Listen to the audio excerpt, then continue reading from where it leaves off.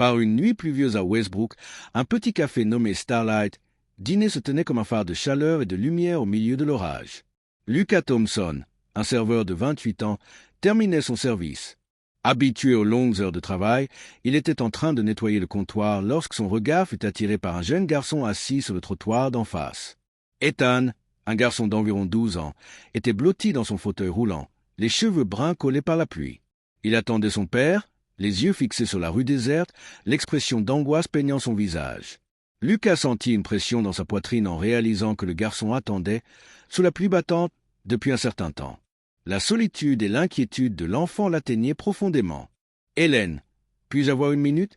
demanda Lucas à sa responsable, qui comptait la caisse. Elle lui lança un regard impatient. « Dépêche-toi. Lucas, nous fermons dans 15 minutes. » Sans hésitation, Lucas quitta le café, traversa la rue Détrompée et s'approcha d'Ethan. « Hé, mon pote, tu vas bien ?» demanda-t-il en s'accroupissant pour rencontrer le regard du garçon. Ethan leva les yeux, des larmes mêlées à la pluie. « J'attends mon père. Il a dit qu'il reviendrait bientôt. » Lucas scruta la rue vide, le cœur lourd. « Depuis combien de temps attends-tu » Ethan hésita. « Je ne sais pas, peut-être 1 heure. » 1 heure, pensa Lucas, trempé et seul. « Écoute, Ethan, il fait trop froid pour rester ici. Pourquoi ne pas attendre ton père au restaurant? J'ai du chocolat chaud et des toasts à la cannelle que tu vas adorer. » Ethan jeta un coup d'œil à la rue déserte. « Je ne peux pas y aller avec des inconnus. » Lucas sourit, conscient de la sagesse du garçon. « Je m'appelle Lucas Thompson, je travaille au Starlight depuis 3 ans. Je te promets que le chocolat chaud vaut la confiance. Regarde, le café est juste de l'autre côté de la rue.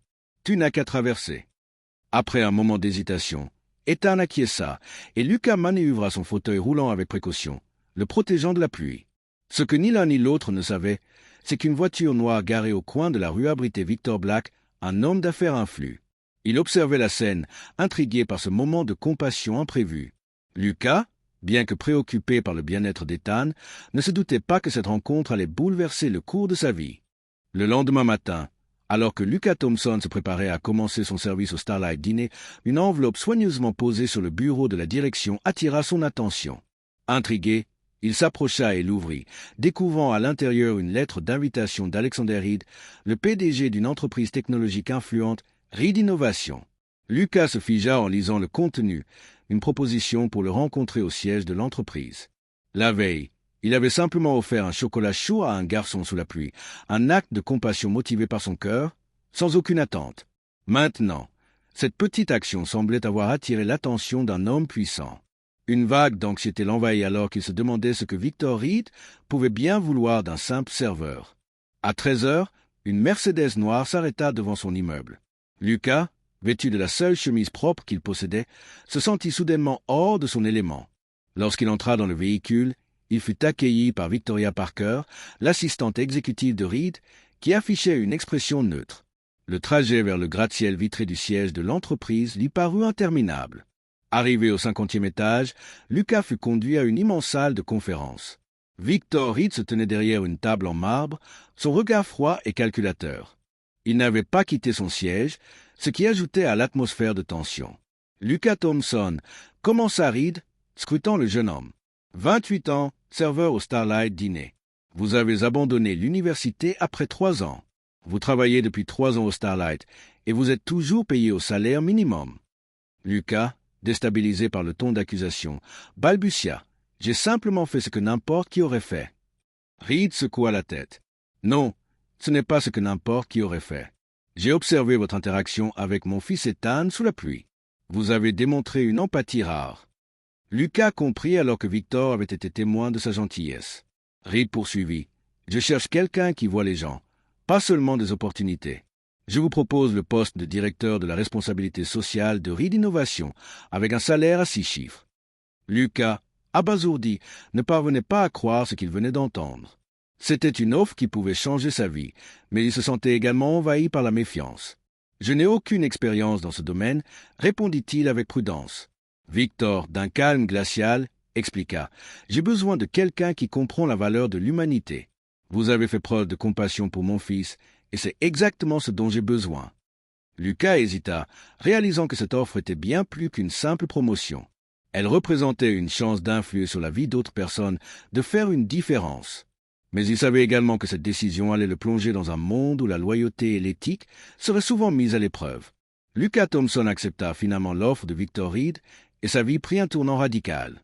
Quelques jours plus tard, il se retrouva dans son nouveau bureau au 48e étage de Reed Innovation, surplombant la ville de Westbrook.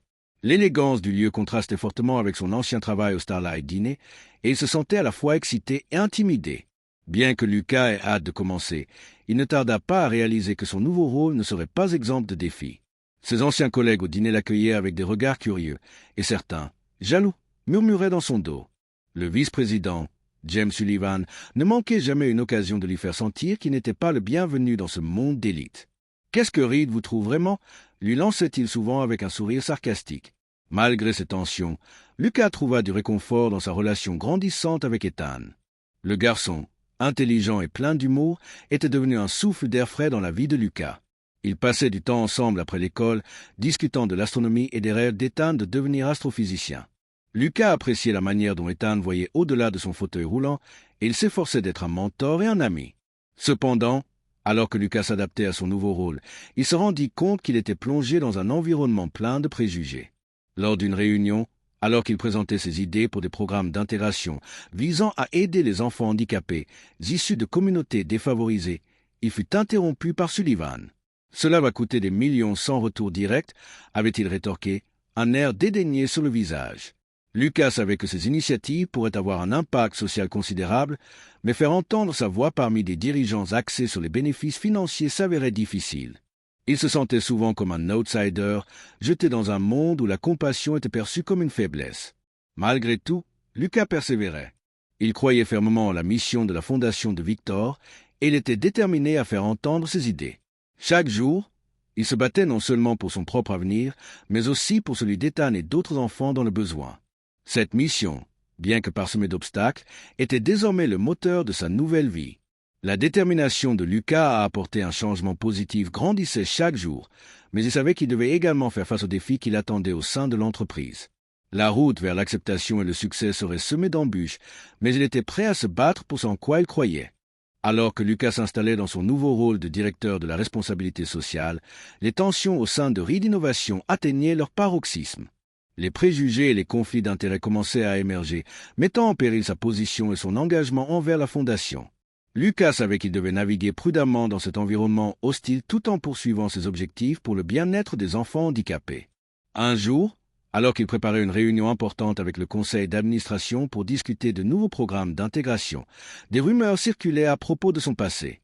James Sullivan, déterminé à le discréditer, avait commencé à rassembler des informations compromettantes. Lucas ne pouvait pas se permettre de laisser ces accusations le détourner de sa mission. La situation devint encore plus compliquée lorsque Gianna Lawson, l'ex-femme de Victor et la mère d'Ethan, entra en scène. Elle avait des intentions cachées, cherchant à récupérer la garde d'Ethan après des années d'absence. Lucas réalisa rapidement qu'il était devenu un pion dans un jeu complexe entre deux adultes qui ne semblaient pas comprendre les besoins de leur fils. Lors d'une confrontation au Starlight Diner, Lucas se trouva face à Victor et Gianna. L'atmosphère était tendue, et l'angoisse s'élevait alors qu'il débattait de l'avenir d'Ethan. « Tu utilises notre fils comme un outil pour blesser ton ex-mari », accusa Victor, son regard enflammé. Gianna, tout aussi déterminée, rétorqua. « Et toi, tu es trop occupé à diriger une entreprise pour être un père présent. » Ethan, assis à une table voisine, observa avec angoisse le conflit. Lucas, réalisant l'impact émotionnel de cette dispute sur le garçon, intervint. « Arrêtez !» s'écria-t-il, attirant l'attention des deux adultes. « Vous ne vous rendez pas compte de ce que vous êtes en train de faire. Ethan mérite mieux que d'être pris en otage dans vos querelles. » Lucas se tourna vers Ethan, le cœur lourd. « Tu es un garçon brillant et tu ne devrais pas avoir à subir les conséquences des choix d'adultes. » Les larmes aux yeux, Ethan regarda Lucas avec admiration, reconnaissant enfin quelqu'un qui se souciait réellement de lui. Cette confrontation marqua un tournant. Dans un moment de vulnérabilité, Victor et Gianna réalisèrent qu'ils devaient mettre de côté leurs différends pour le bien de leur fils. Lucas, avec sa compassion sincère, avait réussi à les unir dans un objectif commun, le bonheur d'Ethan. Finalement, cette expérience renforça le lien entre Lucas et Ethan. Ils formèrent une équipe déterminée à naviguer à travers les tumultes de la vie tout en bâtissant un avenir meilleur ensemble. 2 mois plus tard, Avec l'ouverture officielle de la Fondation Reed, Lucas se tenait fier, sachant qu'il avait non seulement changé sa propre vie, mais aussi celle d'Ethan et de nombreux autres enfants dans le besoin. La gentillesse d'un serveur avait non seulement illuminé le chemin d'un garçon, mais avait aussi redéfini les relations familiales, prouvant que même dans les moments les plus sombres, la compassion pouvait apporter une lumière d'espoir.